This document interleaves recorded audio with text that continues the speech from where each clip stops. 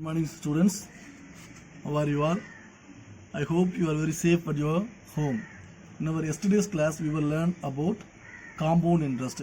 In compound interest, we will learn about difference between compound interest and simple interest, and the applications of simple compound interest formula in day-to-day life, that is life mathematics.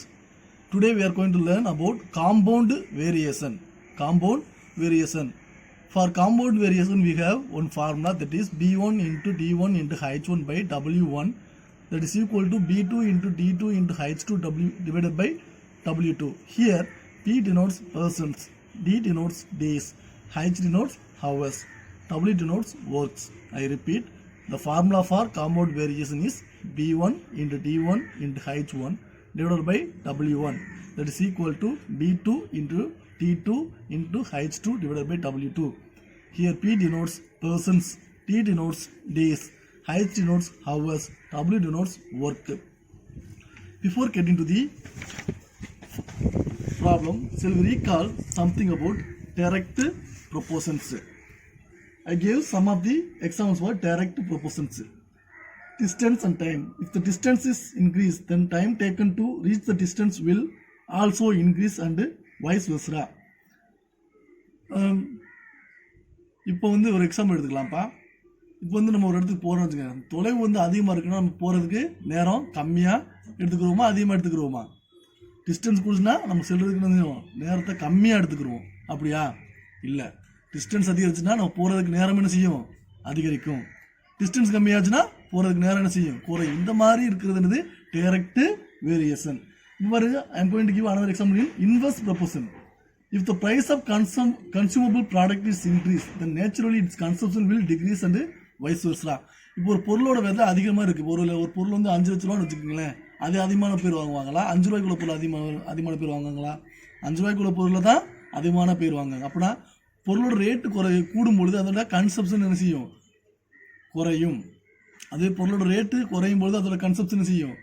கூடும். இது எல்லாமே என்ன செய்யுது? Opposite ஆனது. Rate குறையுது but consumption கூடுது. அப்படிங்கிறது என்னது? இன்வெர்ஸ் வேரியேஷன் சொல்லுவாங்க. இன்வெர்ஸ் ப்ரொபோர்ஷன்ஸ்னு சொல்லுவாங்க. Today we are going to learn example 4.19. This example about direct to direct variation. If a company pays 6 lakhs for 15 workers for 20 days, how much would it need to pay for 5 workers for 12 days? ஒரு company செய்கிறாங்க, 15 workers 12 days 20 days work பண்ணி அவங்களுக்கு salary என்ன செய்கிறாங்க? 15 ஒர்க்கர்ஸ்க்கும் 6 lakhs salary கொடுக்குறாங்க. அதுவே company செய்கிறாங்க 5 ஒர்க்கர்ஸ்க்கு 12 days ஒர்க்குக்கு எவ்வளோ பே பண்ணுவாங்க? அதான் கேள்வி. அதை என்ன செய்யறேன்? ஒரு டேபிளில் நான் பிரிச்சது. இங்கே என்ன இருக்காங்க? ஒர்க்கர்ஸ் இருக்குது, அவங்களோட pay, that is work pay and days, எத்தனை பேருக்கு அவங்க ஒர்க்கிங் பண்ணியிருக்காங்களோ அதுக்குள்ளே தான் என்ன செஞ்சுருக்காங்க? பே கொடுத்துருக்காங்க. அது மாதிரி இங்கே என்ன செய்யணும்? டபிள்யூன்னு எடுத்துக்குவோம். இது என்னது? ஒர்க்கர்ஸ் தான் என்னது? Person, therefore P. Workers denotes P, days D. Here our solution is B1, that is equal to 15, W1, that is equal to 6, D1, that is day 1. ஆனால் ஃபஸ்ட்டு கொடுத்துருக்க ஸ்டேட்மெண்ட் 15 ஒர்க்கர்ஸ் 20 டேஸ் பே 6 lakhs. தென் என்ன கொடுத்துருக்காங்க? Person 2 யார்? Person 2 P2, that is 5 workers W2, அவங்களோட பே நமக்கு தெரியாது, therefore X. Days எத்தனை days work பண்ணியிருக்காங்க மட்டும் தெரியும், that is T2, 12 days work பண்ணியிருக்காங்கன்னா அவங்களோட ஒர்க்குக்கு எவ்வளோ ஒர்க் பண்ணியிருக்காங்களோ அந்த பே எங்களுக்கு கொடுக்கல, therefore நம்ம கண்டுபிடிக்க போகிறோம். So therefore apply the compound variation formula here. What is the compound variation formula? That is B1 into D1 by W1, that is equal to B2 into T2 by W2. இங்கே ஏன் sir நீங்கள் H1 H2 போலன்னு கேட்டால் என்ன செய்யலை? அவங்க ஹவர்ஸை mention பண்ணல. அவங்க ஹவர்ஸ் மென்ஷன் பண்ணல. ஆனால் என்ன செய்யுங்க? டேஸ் மட்டும் தான் மென்ஷன் பண்ணியிருக்காங்க. தெர்ஃபோர் என்ன செய்யறேன்? இங்கே நான் ஹைட்ஸை போடலை. ஹவர்ஸ் கொடுத்து தான் என்ன செஞ்சுக்கலாம்? அந்த ஃபார்மில் ஹைட்ஸ் எத்தனை மென்ஷன் மல்டிப்ளை பண்ணணும். இங்கே ஹவர்ஸ் கொடுக்காதனால நம்ம அப்ளை பண்ண தேவையில்லை. அப்படின்னா இதுக்கு தேவையான ஃபார்முலா என்னது? B1 into D1 divided by W1, that is equal to B2 into D2 divided by W2. Now apply the values in respective base. For the value of P1 we apply 15, P1 values is 20. W1 is 6. Then B2 is 5. D2 is 12. W2 is X. நம்ம என்ன செய்யணும், இந்த எக்ஸோட value கண்டுபிடிச்சோம்னா அவங்களுக்கு எவ்வளோ pain கண்டுபிடிச்சிடலாம். இப்போ 5 members 12 days work பண்ணியிருந்தாங்க, அவங்களுக்கு எவ்வளோ வேல்யூ எவ்வளோ பெயின் கண்டுபிடிச்சிடலாம். therefore we need x. therefore x take x in one side. அதர்வைஸ்லாம் நம்பர்ஸ் எல்லாம் தெரிஞ்சுங்க, ஒரு சைடு கொண்டு வந்து பாருங்க. ஆர்கஸ் சைடு எக்ஸ் இருக்குது. therefore நான் எக்ஸை ஒரு பக்கமாக எடுத்துக்கிறேன். நெக்ஸ்ட் உள்ள நம்பர் ஃபுல்லாக என்ன செய்ய போகிறேன், ஒன் சைடு கொண்டு வரேன். பாருங்கள் 5 × 12 இங்கே என்ன இருக்குது, 15 × 20 / 6 இருக்குது. அப்போ ஈக்குவலுக்கு அங்கிட்டு வரும்போது என்ன செய்யும், ரெசிப்ரோக்கில் வரும். அப்போ இன்ட்டு 6/15 × 20 இது எப்படி வந்துச்சுன்னா, ஆல்ரெடி இங்கே என்ன இருக்குது, எக்ஸ் இந்த சைடு வந்துடும்.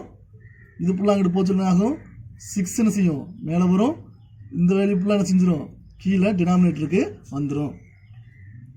Now I am going to simplify this. 4 5s are 20. 1 5s are 5. Next we will get 12 × 6 divided by 15 × 4. 1 4s are 4. 3 4s are 12. Therefore we will get x is equal to 3 × 6/15. 1 3s are 3. 5 3s are 15. Therefore x is equal to 6/5. Cancel this. 1 5s are 5. 1 5s are 5. 1 5s are 5. Remaining 1. Then what will you do? Take the decimal point here. Place the decimal point here. Add 0. Now you get 10. 2 5s are 10. Therefore 1.2 is our quotient. Therefore 60 divided by 5 is 1.2. Therefore x is equal to 1.2 lakhs because here the pay is in lakhs. அப்போனா 15 ஒர்க்கர்ஸுக்கு எவ்வளோ தான் கொடுப்பாங்க, 1.2 lakhs தான் கொடுப்பாங்க. சரியா, இந்த சம்ம நல்லா படிச்சுக்கோங்க. இது டைரக்ட் டு டைரக்ட் வேரியேஷன். எப்படி பாருங்க, சம்பளம் லெஸ் ஒர்க்கர்ஸ்னால் சம்பளமும் குறையுது, ஒர்க்கர்ஸ் அதிகமாகும் பொழுது சம்பளமும் என்ன செய்யுது, அதிகமாகுது. For less workers pay is less, for more workers pay is more. Therefore this is direct proportion. Here the formula is very important. The formula is very easy. That is combination formula is B1 × D1 × H1 divided by W1, that is equal to B2 × T2 × H2 divided by W2. Keep this formula in your mind and follow the next sum. Next we are going to see the example 4.20. Direct to inverse variation. Direct to inverse variation. A mat of length 180 meter is made by 15 women in 12 days. Therefore the first action is the mat of length 180 meters is made by 15 women in 12 days. How long will it take for 32 women to make a mat of length 512 meters? Therefore இங்கே work என்னது, மேட்டை செய்கிறது தான் work. சரிங்களா, first mat length பாருங்கள் 180 meters. therefore அதான் work, 180 meter make தான் அவங்க மேக் பண்ண போகிறாங்க. அப்போ ஒர்க்குன்னு என்னது, 180 meters ஆஃப் மேட். எத்தனை உமன்ஸு, 15 உமன்ஸ் என்ன செய்கிறாங்க, 12 daysல 180 metersல என்ன செய்கிறாங்க, ஒரு மேட்டை ரெடி பண்ணாங்க. பட் நெக்ஸ்ட் ஆக்ஷனை பாருங்கள், how long will it take for 32 women to make a mat of length 512 meters? For work என்ன செய்யுது, இன்க்ரீஸ் ஆகுது. ஃபஸ்ட் ஆக்ஷனில் ஒர்க்கு கம்மியாக இருக்குது, உமன்ஸ் என்னது கம்மியாக இருக்கிறாங்க, டேஸும் என்ன செய்யுது அதுக்கேற்ற மாதிரி குறைவாக இருக்குது. என்ன செய்யுது, டேரெக்டாக இருக்குது பாருங்கள், லென்த்து கம்மி ஒர்க்கு கம்மி, தேர்ஃபோர் அந்த பர்சன்ஸும் கம்மியாக இருக்காங்க. நெக்ஸ்ட் ஆக்ஷனில் பாருங்கள், லென்த் ஆஃப் ஒர்க்கு, அந்த ஒர்க் வந்து கூடுது 512 meters. அடுத்து பர்சன்ஸு 32 இன்க்ரீஸ் ஆகிறாங்க. அப்போ டேஸ் என்ன செய்யும் அப்படிங்கிறத கேட்குறாங்க. இப்போ ஃபஸ்ட் ஆக்ஷன் எப்படி இருக்குது, செகண்ட் ஆக்ஷன் எப்படி இருக்குது. ஃபஸ்ட் ஆக்ஷன் லோவாக இருக்குது, என்ன பாருங்கள் ஒர்க் வந்து கம்மி. செகண்ட் ஆக்ஷனில் ஒர்க்கு என்ன செஞ்சுருக்கு, அதிகமாக இருக்குது. தேர்ஃபோர் இது என்னது, டைரக்ட் டு இன்வர்ஸ். குறைவுலேருந்து என்ன செஞ்சுருக்கு, அதிகமாக போயிருக்கு. குறைஞ்ச ஒர்க்லேருந்து அதிகமான ஒர்க்குக்கு போகும்போது என்ன ஆகும், அதுக்கேற்ற மாதிரி டேஸ் என்ன செய்யும், கூடும். சரியா, இது வந்து என்னது, direct to inverse variation. Therefore from this table I can take woman தான் என்னது இங்கே பர்சன்ஸ், அவங்க தான் பர்சன்ஸ். இது டே டி. length தான் இங்கே work. Therefore W is length. Therefore B1 that is equal to 15. D1 that is equal to 12. W1 that is equal to 180. But P2 that is equal to 32. P2 and T2 நமக்கு தெரியாது X. Then work W2 that is equal to 512 meters. Now what is the formula for this sum? Common variation formula is B1 into D1 divided by W1 that is equal to B2 into D2 divided by W2. Apply the values in the formula. 15 into 12 divided by 180 that is equal to T2 32 into X நமக்கு தெரியாது T2 ஓட வெளியே தெரியாது. Therefore X W2 வந்து 512 meters. Now I am going to simplify this. 15 into 12 180 by 180. 32 into X divided by 512.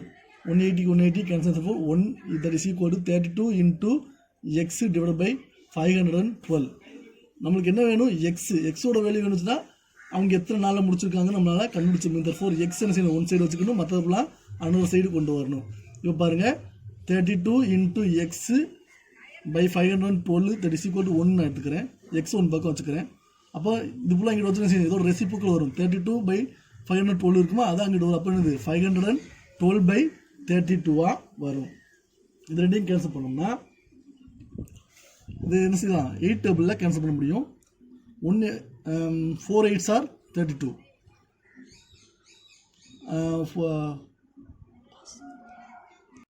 4 8s are 32. 5 8s are 40. 6 8s are 48. Remaining 3, therefore 38. Therefore 4 8s are 32. Now we will get X is equal to 64 by 4. Now cancel this. 1 4s are 4. 1 4s are 4. Remaining is 2. 6 4s are 24. Therefore X is equal to 16. Therefore என்ன செஞ்சிருப்பாங்க, 16 டேஸில் அவங்க ஒர்க்கை complete பண்ணியிருப்பாங்க. Therefore days that is equal to 16 days. பார்த்தீங்களா, work அதிகமாக இங்கே என்ன செஞ்சிருக்கு, ஒர்க்கு கம்மியாக இருக்குது, என்ன செஞ்சிருக்கு, டேஸ் குறைஞ்சிருக்கு.